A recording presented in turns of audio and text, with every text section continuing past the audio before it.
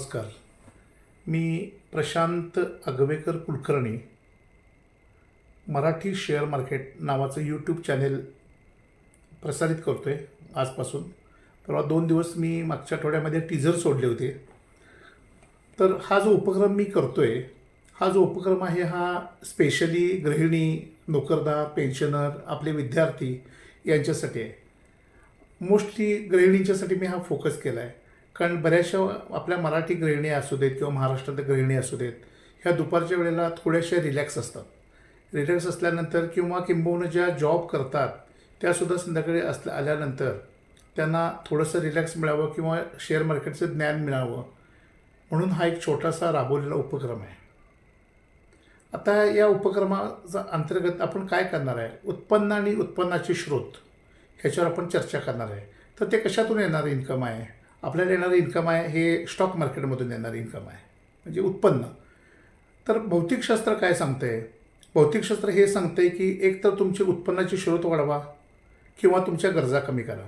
प्रत्यक्षात दोन्हीपैकी काहीही होऊ शकत नाही. आपल्या गरजा कमी होतात काय हो, नाही होत. त्याचं कारण असं आहे, आज आपल्यातले काही लोक 50 वर्षाचे असतील, काही 55चे असतील, काही 60चे असतील, किंबहुना काही विद्यार्थी असतील 30-35चे, काही पेन्शनर 70-75चे पण असतील. आपल्या गरजा कमी झालीत का, नाही. आपण जर गेली 30-40 वर्ष मागं जाऊन बघितलं, त्यावेळेला विद्यार्थी लहान असतील त्यावेळेचा त्यांचा खर्च, किंवा आपण तरुण असू, किंवा आता हे जे आत्ताचे सध्याचे पेन्शनर आहेत ते त्यावेळेला तरुण असतील, बरोबर आहे ना. तर हा विषय जो आहे उत्पन्नाचे स्रोत विरुद्ध गरजा कमी करणे.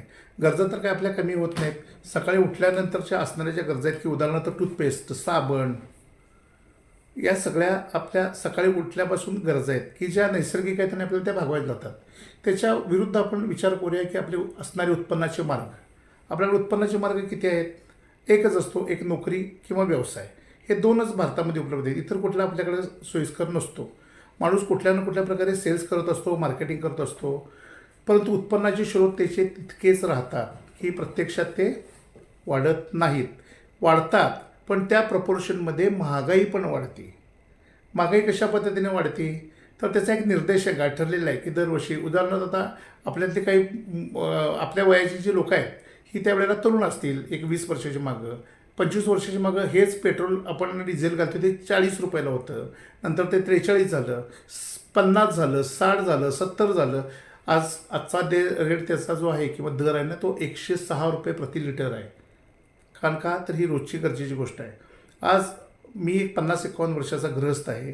माझ्या लहानपणी दुधाचा दर किंवा गोडे तेलाचा दर, आपण जे शेंगतेल म्हणतो त्याचा रेट 3 ते 4 रुपये होता, की जो आज बरोबर 100 रुपयाच्या पुढं पार झालेला आहे. दूध 100 रुपयाला येऊन टेकलेलं आहे. तर हे जे उत्पन्नाचे स्रोत विरुद्ध जे गरजा कमी करणे हे प्रत्यक्षात होत नाही. आता तुम्हाला सर्वांना हा प्रश्न पडला असेल, तर आपण एका रात्रीत असं होणार का, अजिबात होणार नाही. ह्यासाठी आपण काय करतो आहे, हा एक उत्पन्नाचा मार्ग ठरवला आहे. आणि हा जो तुम्हाला उत्पन्नाचा मार्ग मी आत्ता द्यायला लागलो आहे, हा पूर्णपणे मी तुम्हाला हे जे शिक्षण आहे, प्रतिक्षण आहे, हे टोटली मी तुम्हाला फ्री ऑफ कॉस्ट देणार आहे. हे निःशुल्क आहे. ह्याची कुठलीही फी घेतली जाणार नाही, आत्ताही नाही आणि भविष्यकाळातही नाही आहे. तर हे तुम्हाला मी बाळबोध पद्धतीनं, म्हणून माझं एक स्लाईड जी स्टार्टिंगला तुम्हाला यूट्यूबला आली असेल की अथपपासून इथेपर्यंत, म्हणजे शेअर मार्केटच्या स्टार्टिंगपासून ते आज अखेर, आत्ता अखेर. शेअर मार्केटची स्थापना कधी झाली, 1875, त्यावेळेपासून आत्तापर्यंतचं. मग त्याच्यामध्ये तुमचे स्टॉक्स कसे तयार होतात, शेअर्स कसे तयार होतात, समभाग म्हणजे काय, भाग म्हणजे काय, हे कसे तयार होतात, काय तयार होतात, तर ह्याची विक्री कशी केली जाते. तर आता सामान्यतः मित्रांनो कसं असतं आहे, शेअर मार्केट म्हटलं की एक विषय असा येतो की एक खरेदी करणारा असतो आणि एक विक्रेता असतो, आणि एक विक्रेता असतो म्हणून खरेदीदार असतो. एकाचे पैसे जातात म्हणून दुसऱ्याला मिळतात आणि दुसऱ्याला मिळतात म्हणून एकाचे जातात. हा एक नैसर्गिक नियम आहे. तर हे कशा पद्धतीने जातात, का जातात.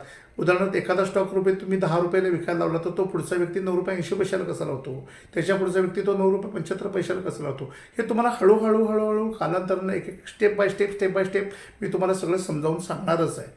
आता हा जो फक्त तुम्हाला मी पार्टचा आजचा जो दिला आहे ना, हे फक्त एक इंट्रोडक्शन आहे. मी तुम्हाला माझी प्रस्तावना करतो आहे.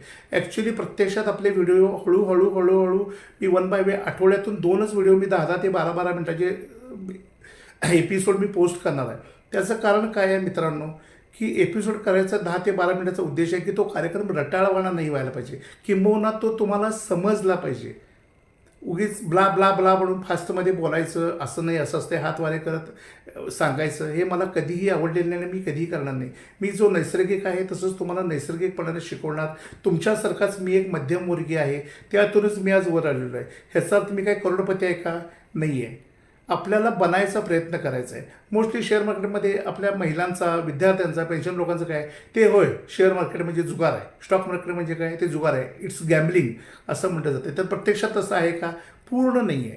शेअर मार्केटमध्ये एक सरकारचा एक रिपोर्ट आहे आणि सेबी म्हणजे security exchange board of India, की जे आपल्या शेअर मार्केटला कंट्रोल करतं, त्यांचा एक रिपोर्ट आहे की त्या रिपोर्टमध्ये असं त्यांनी लिहिलेलं आहे की 90% लोक अयशस्वी होतात शेअर मार्केटमध्ये आणि 10%च यशस्वी होतात. मग आपण त्या 10%कडे पॉझिटिव्हकडे का बघायचं नाही, आपण 90% निगेटिव्हकडे का बघायचं? आपण चुकलेलो असतो. शेअर मार्केट चुकत नाही, कुठलाही स्टॉक चुकत नाही, काहीही चुकत नाही. स्टॉक शेअर मार्केट ते त्याच्या त्याच्या पद्धतीनं बरोबरच आहे. चुकतो ते आपण, ते कधीही चुकत नाही. हे मित्रांनो लक्षात घ्या. तर हे सगळ्याचं समालोचन विवेचन तुम्हाला अगदी मी बाळबोल पद्धतीने, शास्त्रशुद्ध पद्धतीनं शांतपणे प्रत्येक एपिसोडमध्ये सांगणार आहे. फक्त माझी तुम्हाला सर्वांना विनंती आहे की हा जो चॅनेल आता तुम्ही बघता, YouTube channel share market Marathi, ह्याला फक्त तुम्ही लाईक करा, सबस्क्राईब करा आणि जॉईन करा, त्याची बेल दाबा. म्हणजे येणारे जे तुमचे माझे एपिसोड्स आहेत ना, हे तुम्हाला वारंवार दिसतील. आता हे झाल्यानंतर तुम्हाला मी एक स्लाईड दाखवणार आहे की उत्पन्नाचे मार्ग वर्सेस गरजा आपल्या कशा आपण वाढवू शकत नाही ते. हा चार्ट जो माझ्याकडे आहे तो 1965 सालपासून ते आत्ता जे आपलं 2024पर्यंत आहे आणि 2030ला येणाऱ्यामध्ये कसं आपलं एक भौतिक गरजा वाढत गेल्या, किंबहुना दर वाढत गेले आणि त्याच्या प्रपोर्शनमध्ये आपल्याला कसे हे कमी झाले, त्याचे स्रोत कमी झाले, हे तुम्हाला दाखवणार आहे. एक फक्त सोन्याच्या रूपातनं आपण एक 2 मिनिटासाठी आपण फक्त एक क्लिप बघूया माझी, की मी दाखवतो तुम्हाला ती. मित्रांनो, आत्ता जे जस्ट तुम्हाला मी बोललो, सोन्याचा दर व्हर्सेस सॅलरी, पगार. आता इथं पडद्यावर आपण बघतोय 1970 साली सर्वसाधारण माणसांची पगार जो होता तो महिन्याला 200 रुपये होता. त्यावेळेला 24 कॅरेट सोनं 184 रुपयाला तोळा म्हणजे 10 ग्रॅम होतं. हाच दर 1980 साली म्हणजे 10 वर्ष आपण पुढे गेलो, हाच आपली पगार 2000 म्हणजे 10 वाढली त्याच्यावर पगारावर. आणि बरोबर 24 कॅरेट सोन्याचा 10 ग्रॅमचा भाव पण 1330 रुपये झाला 10 ग्रॅमचा, बरं का. त्यानंतर 1990 साली लोकांचा पगार झाला 10,000 रुपये, त्यावेळी सोनं झालं 3200 रुपये तोळा. परत 2000 साली माणसांचा पगार झाला 20,000 रुपये. त्यानंतर सोन्याचा भाव होता 4400 रुपये पर 10 ग्रॅम 24 कॅरेटचा.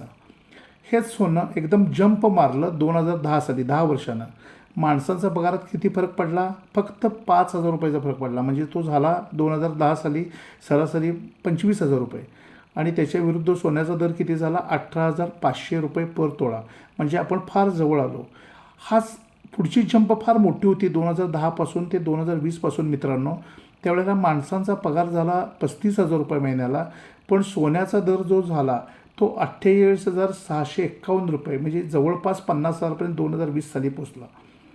तोच दर तिथनं पुढं 4 वर्षांना म्हणजे आत्ता आपण जे 2024मध्ये असेल तर सर्वसाधारणपणे माणसांचा पगार जो आहे, सर्वसामान्य महिला असतील, कर्मचारी असतील, क्लास 1 ऑफिसर असतील, क्लास 2 ऑफिसर असतील, ह्यांचा पगार सर्वसाधारणपणे 50,000 रुपये आहे. आणि त्याच्या बरोबरीच्या मनानं सोनं जे आत्ता झालं आहे ते 62,000 रुपये आहे. आता मित्रांनो, हा पगार अजून 6 वर्षांना म्हणजे आपण 2030 साली बघतोय, 2020 आणि 2030 या 10 वर्षाचा आपण जर गॅप बघितला तर माणसांचा पगार किती वाढू शकेल? जास्तीत जास्त अजून एक 10,000 रुपये वाढू शकेल, म्हणजे 50,000चा पगार 60,000 होऊ शकेल. पण सोन्याचा भाव तो जाणार आहे तो 75,000. म्हणजे मी नेहमी एक ॲव्हरेज सांगत आलो आहे की तुम्हाला जो महिन्याचा पगार आहे त्याच्या 1.25 पट किंवा 1.20 इतक्या पर्सेंटेजमध्ये हा सोन्याचा दर आणि पगाराचा असतो. म्हणजे पगार तुमचा जितका मिळवाल त्याच्या 1.25 पट जवळपास सोन्याचा दर असतो. म्हणून आपल्याला उत्पन्नाचे स्रोत वाढवायचे आहेत. कुणाला नको आहे सोनं असेल तर? सगळ्या गृहिणींना सोनं पाहिजेच आहे. तर हे अशा पद्धतीनं ह्या स्लाईड शोमध्ये मी तुम्हाला दाखवलं आहे. मित्रांनो, आत्ता जे आपण गोल्ड व्हर्सेस सॅलरी ह्याचं कम्पॅरिझन बघितलं, ॲनालिसिस बघितलं, जवळपास 1970 सालपासून ते येणाऱ्या 2030 सालपर्यंत ह्यात मी पूर्ण कंपॅरिझन दिलेलं आहे की कशा पद्धतीने 184 रुपयेपासून सोनं 67,000 रुपयेपर्यंत गेलेलं आहे सोनं. आता परत 62,000 रुपयावर आले. हे प्लस मायनस सोन्याचं चालूच आहे. ह्यात काय झालं मित्रांनो, तुमच्या लक्षात आलं का? आपला पगार किंवा उत्पन्नाचे स्रोत तिथेच राहिले. सोन्याचा दर किंवा महागाईचा दर वाढत वाढत वाढत वाढत गेला. माझे एक मित्र होते मुंबईला, मेहता म्हणून होते मरीन ड्राईव्हला. ते नेहमी सांगायचे, माझ्यापेक्षा वयानं मोठे होते, मला नेहमी सांगायचे, प्रशांत, आपला जो जन्म वय आहे त्या जन्म वयाच्या पुढं 3 आकडे इतकं तुझं महिन्याचं मासिक उत्पन्न पाहिजे. उदाहरणार्थ जर दाखल करायला गेलं तर आज माझं वय आहे 51, म्हणजे त्याच्यावर 3 शून्य, म्हणजे मला महिन्याचा उत्पन्न माझं पाहिजे 51,000 रुपये. तर ते आहे का? नाही आहे. म्हणून तर आपल्याला काय करायचं आहे की आपल्याला उत्पन्नाचे स्रोत वाढवायचे. तुमच्यासारखाच मी एक मध्यमवर्गीय व्यक्ती आहे. उत्पन्नाचे स्रोत, तर ह्यासाठी आपल्याला कसं आहे, लोकांच्या एक लक्षात वाटते लोकांना की शेअर मार्केट आहे, इन्व्हेस्टमेंट करायची आहे म्हणजे तर 10,000 घाला, 15,000 घाला, 50,000 घाला, 1,00,000 घाला. अजिबात याची सगळ्याची काय आवश्यकता नाही आहे. आपण 1,000 रुपयेपासून इन्व्हेस्ट करून आपण शेअर मार्केट चालू करू शकतो. ते पण 1,000 रुपये तुम्हाला कसे करायचे आहेत? आता हा आपले सगळे एपिसोड वगैरे सगळं व्हायसाठी आपल्याला ऑलमोस्ट किमान 1 महिना ते 2 महिने लागणार आहे. कारण मी आठवड्यातून 2च एपिसोड देतो आहे. ते पण 10 ते 12 मिनिटाचे आहेत की जे तुम्ही शांतपणाने ऐकून घ्यायचे. आणि ते करताना ह्यात तुम्हाला दररोज 10 रुपये, 20 रुपये, 30 रुपये अशा पद्धतीची एक गंगा जेवढी साठवायची आहे. म्हणजे पैसे साठवायचे आहेत. पिगी बँक असू दे किंवा छोटंसं असं एक मातीचं मडकं असते, त्याला एक चीर असते, त्याला भिशी टाईप म्हणतो आपण. तर त्याच्यामध्ये तुम्ही ते साठवून ह्या पद्धतीनं आपण महिना 2 महिन्यानंतर आपल्याला 1,000 रुपये मिनिमम टाकून करायचे आहेत. जे आत्ता एक्झिस्टिंग ज्यांचे अकाउंट्स आहेत शेअर मार्केटमध्ये, ते सुद्धा मला, मी खाली तिथे नंबर, माझ्या डिस्क्रिप्शन बॉक्समध्ये माझा नंबर टाकणार आहे, त्याच्यावर मला थेट संपर्कात होऊ शकतात. मित्रांनो, ही झाली ह्या पार्टबद्दलची माहिती. पुढच्या पार्टमध्ये येणाऱ्या मी ॲक्च्युअली शेअर मार्केट म्हणजे काय असते, शेअर्स म्हणजे काय, स्टॉक म्हणजे काय, तो स्टॉक कसा तयार होतो, तो स्टॉक कोण घेतो, कसा घेतो, केव्हा घेतो, ह्याची डिटेल माहिती सांगणार आहे तुम्हाला. की त्याच्यामध्ये बाय म्हणजे काय, सेल म्हणजे काय, 2 व्यक्तीत होणारं डील, हे सगळं तुम्हाला मी बाळबोध पद्धतीनं टप्प्याटप्प्याने सांगणार आहे. माझा जर आत्ताचा जर हा व्हिडिओ तुम्हाला आवडला असेल तर या व्हिडिओला लाईक करा, कॉमेंट करा, तुमच्या मित्रांना शेअर करा आणि प्लीज सबस्क्राईब करा. मित्रांनो, धन्यवाद.